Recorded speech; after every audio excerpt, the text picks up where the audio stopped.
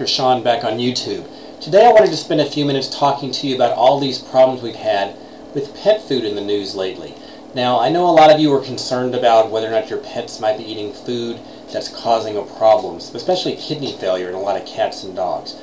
To me, the media is really missing the big story here. I want to share with you the story behind the story, the story the media is not giving you.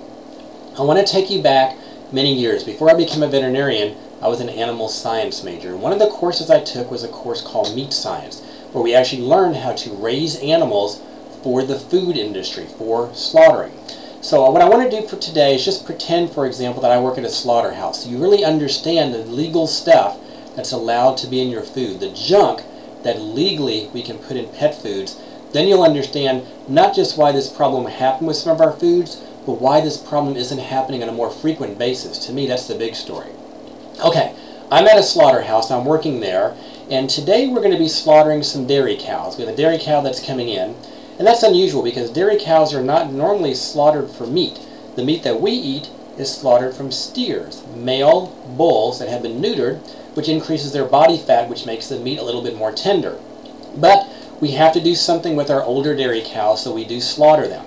That kind of meat usually ends up, for example, at your kid's school in a school lunch program, or at a hospital or a retirement home or a prison. Not the best quality meat, but we can still use it for something. So we slaughtered this dairy cow, and we noticed that unfortunately somebody screwed up. She's pregnant. But we've already killed her, so we have to take that pregnant uterus and we stick it in a basket over here, a big hamper, a big old trash bin, if you will.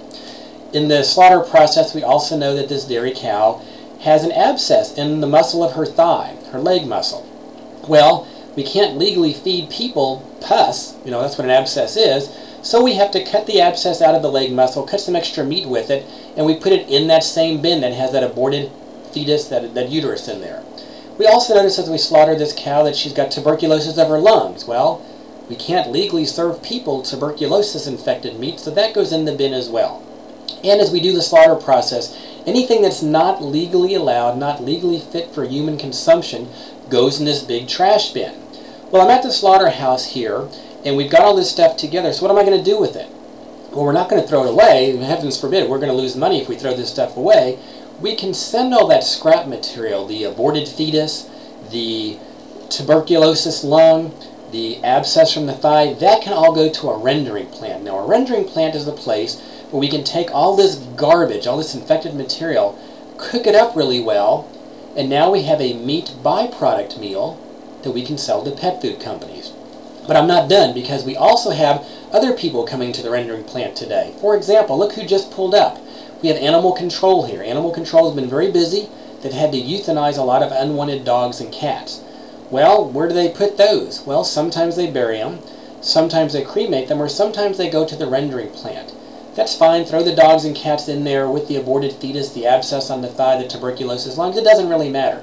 We can legally put that stuff in pet food. That's also meat byproduct meal. And look, here comes another truck from animal control. This truck has roadkill. We have a dog or a cat that's been hit on the side of the road. We have a dead skunk, a possum, a rabbit, a squirrel, whatever. That's all meat byproduct. Well, wait a minute. Those dogs and cats in all that trash material are wearing flea collars. That's okay. No time to take those things off. That's going to go into this big vat. We're going to cook everything up, chop it up, and we get this soupy looking meal. We take the fat off of that big meal after we render all this stuff. And that fat's going to be the fat source that's in a lot of pet food. And all this junk, trash, infected, dead, carcass material is now meat and bone byproduct meal that many pet food manufacturers use in their food. So here's the moral of the story. I think the bigger story is not that we have some contaminated food that was contaminated with some poison on wheat gluten, but rather, do you really know what your pet ate for dinner last night? Do you really appreciate all the toxic, garbage, infected junk that legally can be allowed to be in pet foods?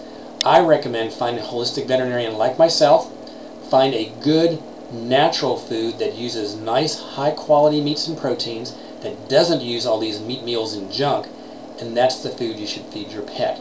There's no perfect food, but the more we can limit all this trash material under the name of meat and bone meal, byproduct meal, the more we can limit that in your pet's food, the healthier your pet's going to be.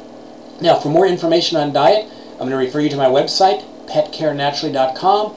Also, check out 2 of my recommended reading books, Food Pets Die For, and my own award-winning book called The Natural Health Bible for Dogs and Cats. Until next time, this is Dr. Sean on YouTube. See you later.